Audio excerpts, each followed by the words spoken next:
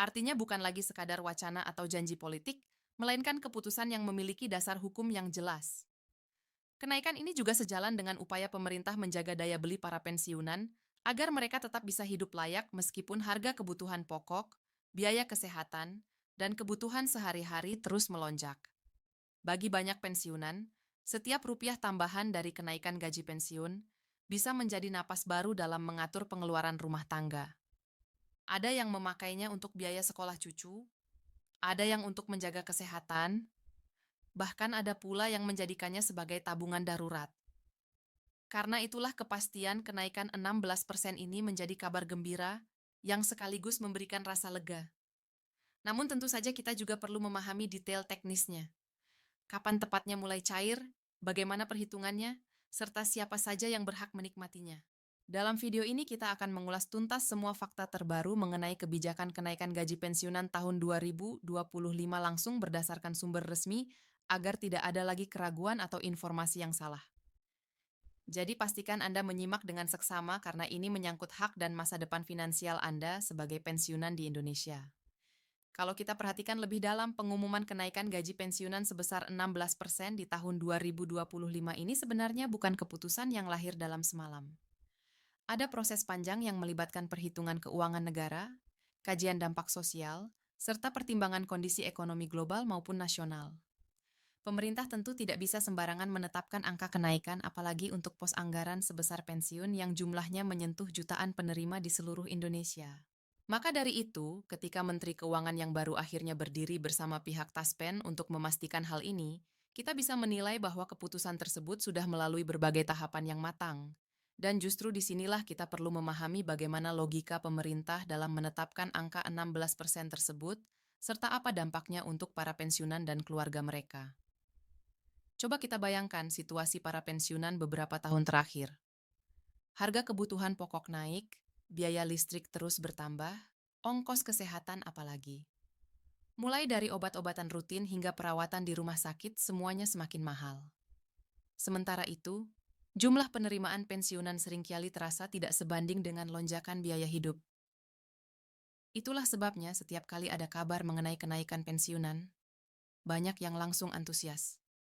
Tapi di sisi lain, ada juga yang skeptis karena khawatir hanya sekedar wacana.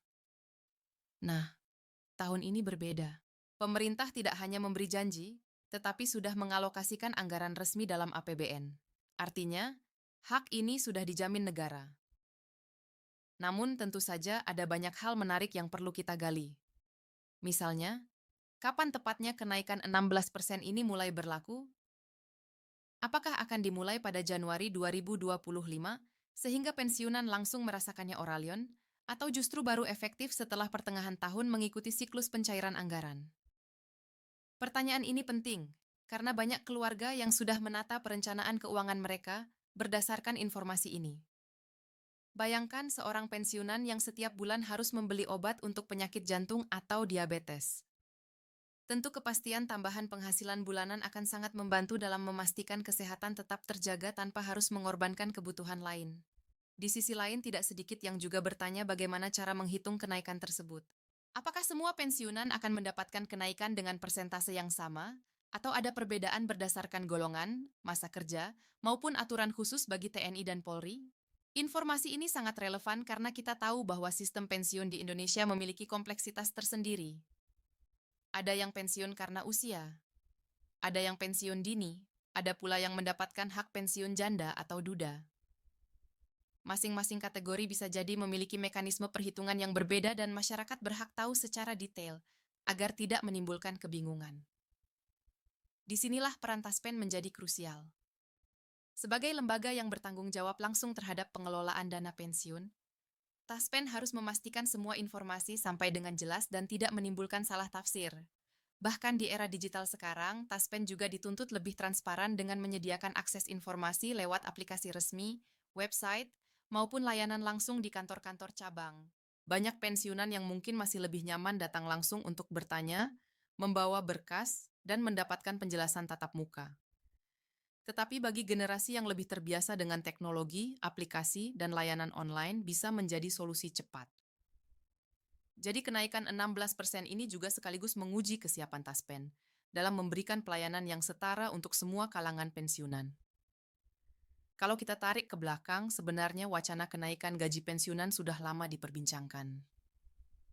Setiap kali pemerintah menaikkan gaji ASN aktif, selalu muncul pertanyaan bagaimana dengan para pensiunan. Bukankah mereka juga pernah mengabdi puluhan tahun untuk negara? Pertanyaan semacam ini sangat logis sebab kebutuhan hidup pensiunan tidak kalah penting dibanding ASN yang masih aktif. Bedanya ASN aktif masih punya ruang untuk menambah penghasilan dari tunjangan kinerja atau peluang karir. Sementara pensiunan hanya mengandalkan hak pensiun yang sifatnya tetap. Maka ketika akhirnya diputuskan adanya kenaikan signifikan sebesar 16% ini menjadi tanda bahwa pemerintah mulai menaruh perhatian lebih serius kepada kesejahteraan pensiunan. Tentu saja angka 16% ini juga menimbulkan diskusi. Ada yang menganggap ini angka besar dan patut disyukuri karena bisa menjadi tambahan yang cukup berarti. Namun ada juga yang merasa bahwa meskipun naik tetap saja belum sebanding dengan kebutuhan nyata di lapangan. Misalnya kalau harga beras sudah mencapai lebih dari Rp15.000 per kilogram, biaya listrik naik dan harga obat generik pun ikut melonjak, maka kenaikan 16% mungkin hanya cukup menutup sebagian kecil kebutuhan tambahan. Tetapi sekali lagi, di tengah kondisi fiskal negara yang juga menghadapi tantangan seperti defisit anggaran dan kebutuhan pembangunan infrastruktur, kenaikan ini bisa kita lihat sebagai langkah positif yang perlu diapresiasi. Menariknya, kebijakan ini juga menimbulkan harapan baru. Banyak pensiunan yang bertanya apakah setelah kenaikan 2025 ini akan ada mekanisme evaluasi berkala setiap tahun? Sebab kalau kenaikan hanya terjadi sesekali, tentu tidak cukup untuk mengimbangi inflasi yang setiap tahun selalu ada. Pemerintah perlu merancang skema jangka panjang yang memastikan pensiunan tidak lagi harus menunggu bertahun-tahun untuk mendapatkan perhatian. Skema seperti indeksasi otomatis atau penyesuaian berbasis inflasi bisa menjadi solusi agar pensiunan lebih terlindungi dari gejolak ekonomi. Kalau kita lihat praktik di negara lain, banyak pemerintah yang sudah menerapkan kebijakan penyesuaian pensiun secara reguler. Misalnya, setiap kali inflasi naik di atas persentase tertentu, maka pensiun otomatis ikut menyesuaikan. Hal ini tidak hanya memberi rasa aman bagi pensiunan, tetapi juga menunjukkan komitmen negara dalam menjaga kesejahteraan warganya yang sudah tidak lagi aktif bekerja. Di Indonesia, wacana ini juga sering muncul, tetapi realisasinya masih sebatas diskusi. Mungkin saja kenaikan 16% di 2025 ini bisa menjadi pintu masuk untuk kebijakan yang lebih sistematis ke depan. Selain itu, kita juga perlu melihat sisi psikologis dari kebijakan ini. Bagi pensiunan, merasa dihargai setelah puluhan tahun bekerja adalah hal yang sangat penting. Tidak hanya dihargai dalam bentuk penghormatan simbolis, tetapi juga dalam bentuk nyata seperti kepastian finansial. Banyak pensiunan yang setelah tidak lagi bekerja merasa terlupakan. Seolah-olah pengabdian panjang mereka tidak lagi relevan. Kenaikan gaji pensiunan meskipun sederhana bisa menjadi simbol bahwa negara masih peduli bahwa jasa mereka tidak hilang begitu saja. Kebijakan ini juga memberi dampak sosial yang lebih luas. Tambahan penghasilan untuk pensiunan biasanya langsung berputar ke dalam perekonomian lokal. Uang tersebut dipakai untuk belanja di warung, membayar biaya kesehatan, membiayai pendidikan cucu, atau bahkan membantu anak-anak yang masih dalam tahap membangun keluarga. Dengan kata lain, kenaikan pensiun bukan hanya memberi manfaat bagi individu penerimanya, tetapi juga memberi dorongan kecil bagi perekonomian di tingkat rumah tangga dan komunitas. Di balik semua kabar baik ini, tentu tetap ada tantangan yang harus dihadapi. Salah satunya adalah soal birokrasi pencairan. Tidak sedikit kasus di mana pensiunan atau ahli waris mengalami kesulitan saat mengurus hak mereka karena tumpang tindih administrasi atau kurangnya koordinasi antar instansi. Harapan kita semua dengan adanya kebijakan resmi ini, Taspen dan pemerintah daerah bisa lebih sigap menyederhanakan proses agar pensiunan tidak perlu bolak-balik hanya untuk mengurus dokumen kecil. Ingat, banyak penerima pensiun sudah lanjut usia, tidak lagi punya tenaga dan kesehatan untuk menempuh prosedur yang rumit. Bukan hanya itu, tantangan lain juga muncul dari sisi keuangan negara. Mengalokasikan kenaikan 16% untuk jutaan pensiunan tentu membutuhkan dana yang sangat besar. Pemerintah harus memastikan bahwa anggaran tersebut tidak mengganggu pos penting lain seperti pendidikan, kesehatan, atau pembangunan. Inilah sebabnya transparansi menjadi sangat penting. Masyarakat perlu tahu dari mana sumber dana ini, bagaimana penggunaannya, dan sejauh mana pemerintah bisa menjamin keberlanjutan kebijakan ini. Karena bagi pensiunan bukan hanya sekali naik yang penting, tetapi kepastian bahwa pensiun mereka aman hingga akhir hayat. Kalau kita tarik ke level keluarga, kabar kenaikan pensiun ini sering kali menjadi bahan diskusi hangat. Banyak anak yang merasa lega karena orang tua mereka kini punya tambahan penghasilan sehingga beban keuangan keluarga bisa sedikit berkurang. Ada pula cucu yang merasa senang karena kakek nenek mereka bisa membantu biaya sekolah atau kebutuhan kecil sehari-hari. Situasi seperti ini menunjukkan betapa pentingnya peran pensiun dalam menopang kehidupan rumah tangga lintas generasi di Indonesia. Jadi, setiap kebijakan terkait pensiun sebenarnya bukan hanya soal angka, tetapi juga tentang menjaga keharmonisan dan keberlangsungan keluarga. Kalau kita masuk lebih dalam pada isu teknis, banyak yang juga bertanya, apakah kenaikan 16% ini akan langsung diberikan penuh pada bulan pertama pencairan, ataukah ada sistem rapel bagi bulan-bulan sebelumnya? Pertanyaan ini penting karena dalam praktik sebelumnya pemerintah sering menggunakan sistem rapel ketika terjadi penyesuaian gaji atau pensiun.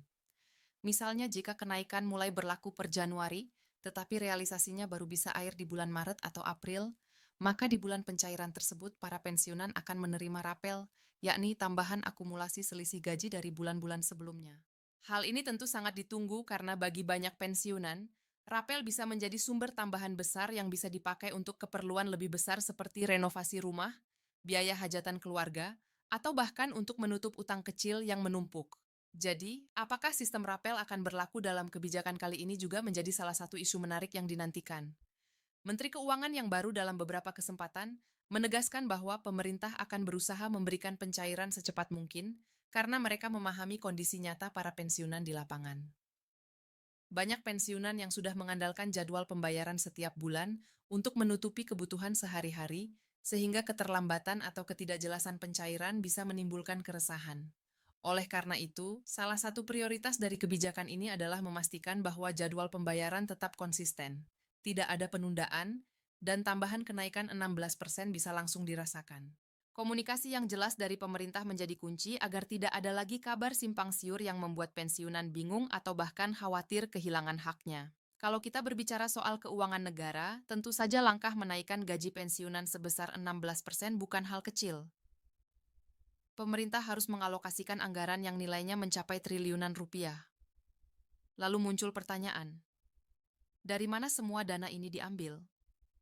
Menurut penjelasan yang sudah beredar, alokasi kenaikan pensiunan ini masuk ke dalam APBN 2025, sehingga sumber dananya berasal dari pendapatan negara baik pajak, penerimaan non-pajak, maupun pinjaman yang sah. Dengan kata lain, kenaikan ini bukan keputusan tiba-tiba tanpa perhitungan, melainkan sudah masuk dalam rencana fiskal yang disusun jauh-jauh hari. Namun, tetap saja ada tantangan ke depan bagaimana pemerintah bisa terus menjaga stabilitas fiskal sementara kebutuhan masyarakat terus bertambah. Disinilah peran Menteri Keuangan baru menjadi sangat vital. Setiap pergantian menteri biasanya membawa gaya dan pendekatan berbeda. Menteri baru harus bisa menyeimbangkan antara janji politik, kebutuhan sosial, dan keterbatasan fiskal negara. Dalam hal ini, kebijakan menaikkan pensiun bisa menjadi simbol bahwa pemerintah tidak hanya fokus pada pembangunan infrastruktur besar atau proyek-proyek jangka panjang, tetapi juga memberi perhatian pada kesejahteraan kelompok rentan yang jumlahnya sangat besar.